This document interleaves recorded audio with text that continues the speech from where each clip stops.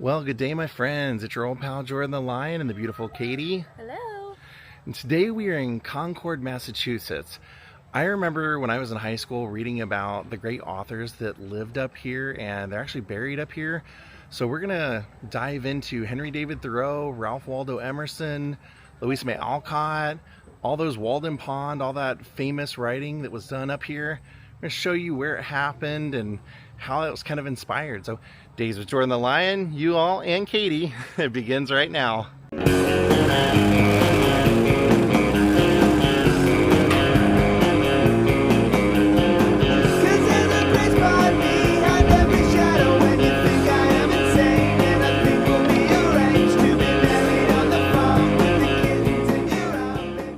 So one of the most famous things to come out of those writings was Henry David Thoreau's Walden, where he wrote about the importance of finding yourself and the importance of your life through nature and through just the basics and the, as he would say, the essentials of life. He was an employee. He was kind of like a handyman for Ralph Waldo Emerson, but he loved being in the outdoors. And so they say that he built his cabin out here. And the way he was able to do that was he was Ralph Waldo Emerson's handyman who would do odd jobs for him. And Ralph Waldo Emerson gifted him this plot of land out here by Walden Pond because he loved it so much. So this is a statue to Henry David Thoreau. And where we're looking at is not exactly where his cabin was, but he built a cabin here by Walden Pond and spent 2 years, 2 weeks and 2 days living here. So what they did was they recreated his cabin, this simple little cabin. He actually cut down trees and bought another cabin and used the pieces from that to build what he had out here. So we'll show you the replica cabin, and then we're gonna walk over to the site of the actual cabin. So the writings are amazing. I mean, if you have never read Walden or you don't know about it, he really just came out here and his whole thought was, if you surround yourself with nothing more than the essentials and nature and just some clothes, what would you think of? How would you entertain yourself? What matters in life? And so that's what he explored. He spent those 2 years out here, and then when he left, he kind of said, I wish I would have never left. That's where his writing desk was. He ended up growing a lot of the vegetables that he would eat out here. Every year he would grow more and more and more. And then the things that he couldn't buy, or the things he couldn't grow himself, like the rice or molasses, he would go and trade his stuff into town. So imagine just living for 2 years like this. And what's crazy is that people found out he was out here, and you would think that you would have been in solitude. No way. He said people were stopping because of the pond. They would stop all the time and want to ask him questions and go like, why are you living here? Why would you choose to be like this? And he's like, why would you choose not to? Katie, could you live in a cabin that size, that just a one-room thing for 2 years and then write maybe one of the greatest books of all time, or would you go mad?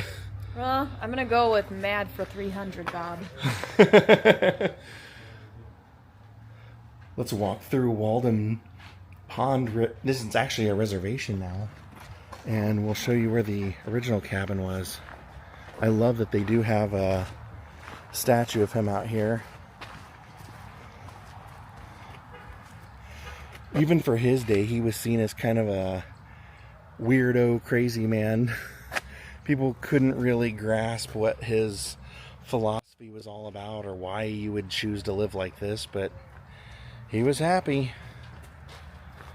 You read my mind. What did you just say? Said, I don't know if this is what he would have had in mind on what would happen to his beloved Walden Pond, but yeah, people are enjoying it, I guess. Yeah, I would liken what we're seeing now to the scene in Summer Rental when everybody's walking by Jack Chester's house. I'm Joe Public. Welcome to my beach. Yep. Yeah, it's basically like a public beach now. Family time. It's okay, it's for everybody. So Henry David Thoreau wrote about living out here, which is kind of funny now. He said, "I find it wholesome to be alone the greater part of the time. To be in company, even with the best, is soon wearisome and dissipating. I love to be alone. I never found the companion that was so companionable as solitude."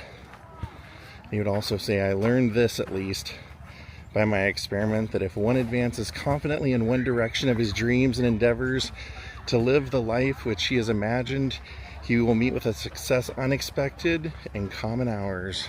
He would spend most of his time reading books all day, like the Iliad. That was one of his favorites. Feel free to swim. Feel free to swim if you want to, Katie. Oh, we're on the right track here, at least. So he said, "We need the tonic of wilderness. At the same time that we are earnest to explore and learn all things, we require that all things be mysterious and unexplorable, that land and sea be indefinitely wild, unsurveyed, and unfathomed by us, because unfathomable, we can never have enough nature." That was actually one of his other jobs. He was a surveyor, and in the cold months when this would freeze over, he would cut blocks of ice and then sell them. He would have like companies come in and buy just acres worth of his ice blocks. He could then fish, because he would use like a worm, catch a small fish, use that fish to catch a bigger fish, and then he would say, "And then I ate that bigger fish." It's like the chain of humanity. Kind of crazy. He was pretty smart for living out here in nature. Is very resourceful. Live in each season as it passes, breathe the air, drink the drink, taste the fruit, and resign yourself to the influence of the earth. Kind of cool that they at least kept the site here all these years later and you can come visit it. Yeah. All right. Should be right over here.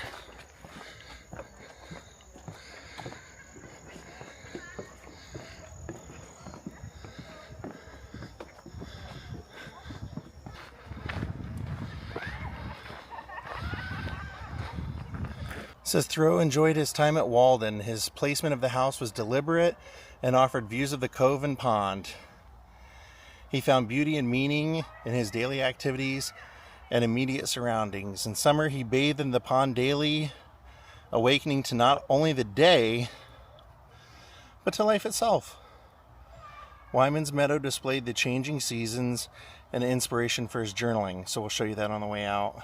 Heck of a hike to get out here from the replica cabin. Here it is. Everybody's here. Has his writing. It says, "I went to the woods because I wished to live deliberately, to front only the essential facts of life, and see if I could not learn what it had to teach, and not, when I came to die, discover that I had not lived."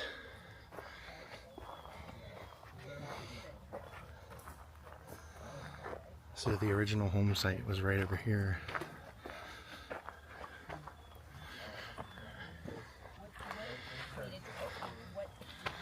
These people are standing here at the foundation stones, and it says, "Beneath these stones lies the chimney and foundation of Thoreau's cabin, 1845 to 1847. Go thou my incense upward from this hearth." Their historical placard says that he study of the waters here of Walden Pond surrounding forests and hills gave me inspiration to start journaling, and those are the notes that became his book, Walden, or Life in the Woods, and it was published in 1854. So about a decade after he was here. And I just noticed the very front cement piece site of Thoreau's cabin, and the person that discovered it, Roland Robbins.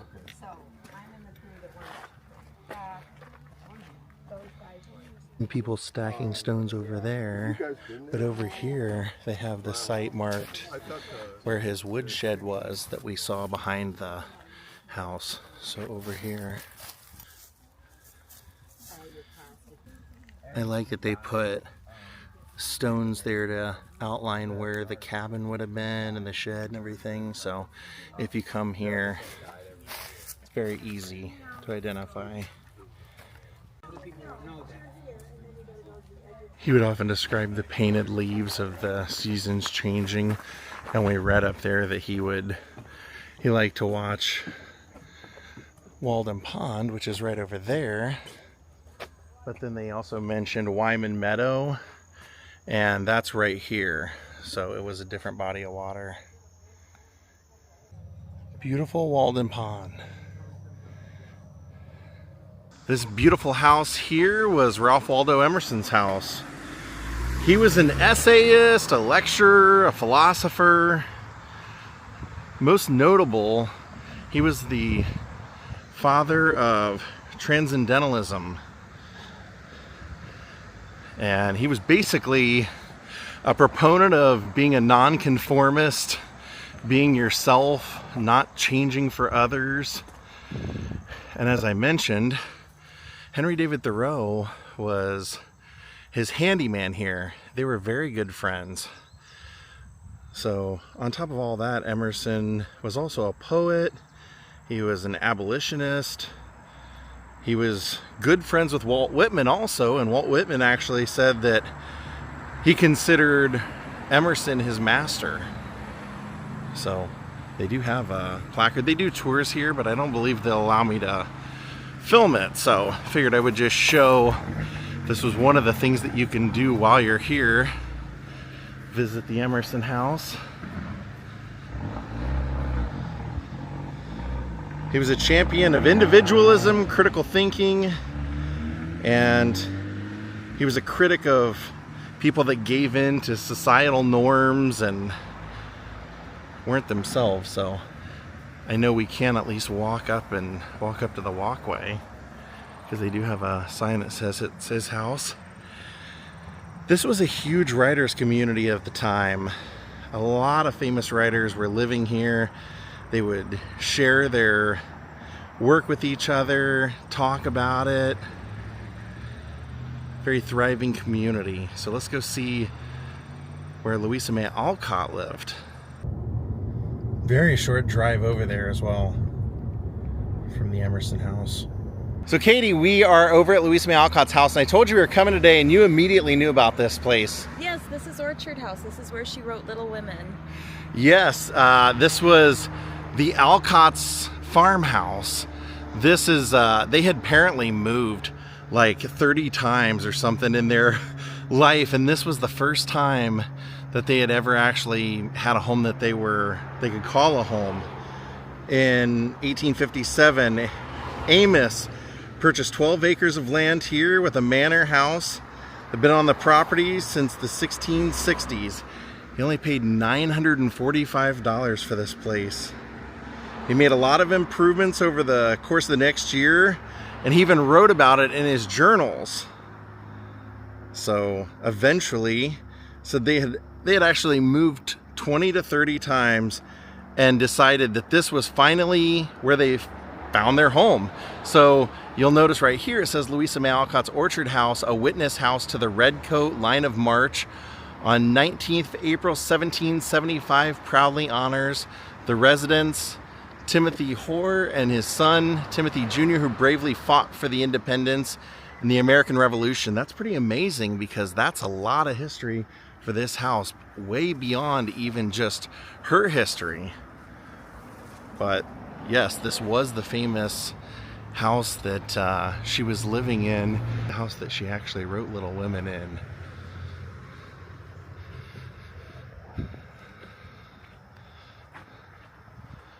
Right back there. See? Home of Little Women. Here's the garden, the Little Women garden. It said the garden had to be put in order, and each sister had a quarter of the plot to do what she liked with, for the girls' tastes differed as much as their characters. Meg had roses and heliotropes, myrtle, and little orange trees. Joe's bed was never like 2 seasons, for she was always trying experiments. This year, to be a plantation of sunflowers, the seeds of which cheerful land-aspiring plants were to feed Aunt Cockletop and her family of chicks. Beth had an old-fashioned fragrant flowers in hers. Sweet peas, mignonette, larkspur, pinks, pansies, and southernwood. And Amy had bowers in hers, rather small and earwiggy, but very pretty to look at, with honeysuckle and morning glories hanging their colored horns and bells and graceful wreaths all over it. So there's Joe's part of the garden, and Meg's and Beth's. That is so cool to see.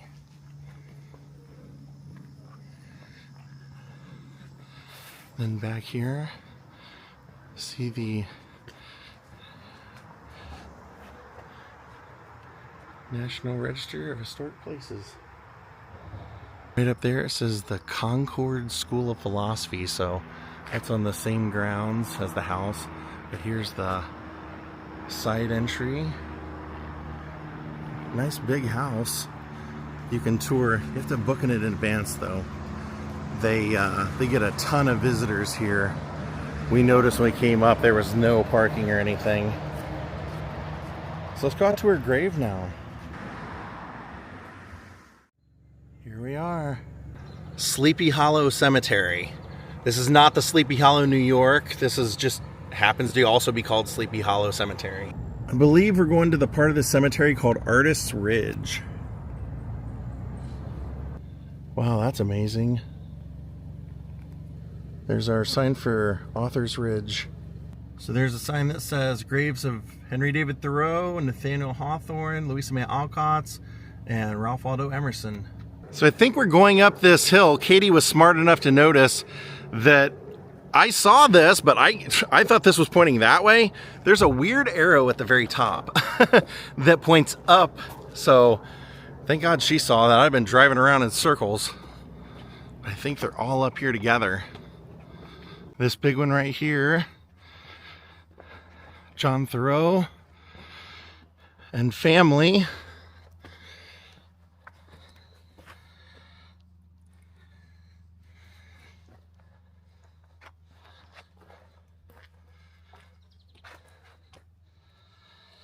And down here was Henry D.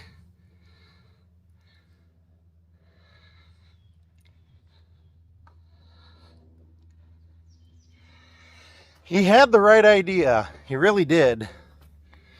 Figure out what's important to you, but the thing about him is that people found out eventually that some of the writing that he put in there, he didn't live out actually. Most of it he did, but he, as authors do, embellish a little bit. So people looked at him as like a Svengali, and then when they found out that some of it was embellished, not the main parts, but when they found that out, they would kind of wonder if he was the real deal or not. But I think he was. Katie found Nathaniel Hawthorne's family right here.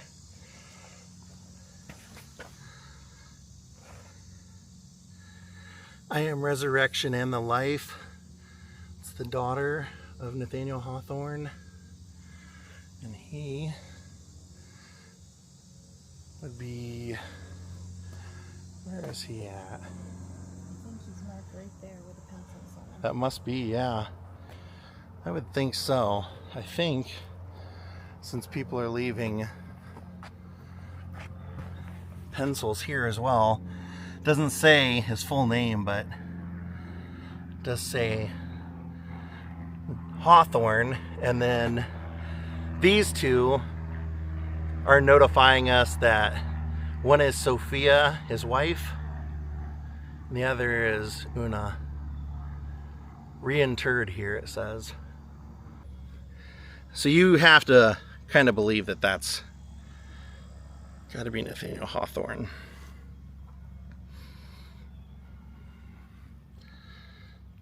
Katie found Louisa May Alcott's headstone. You can see this one just says LMA with her birth and death years, but then behind it does her name, as well as John's grave. And this would have definitely been a family plot, because there's the main headstone right there.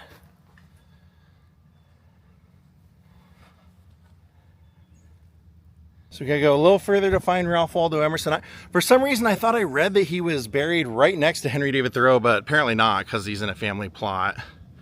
Henry David Thoreau was. So here we have Ralph Waldo Emerson and family. He is the big stone in the center.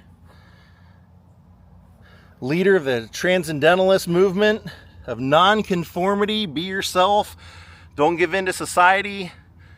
Says the passive master lent his hand to the vast soul that o'er him planned.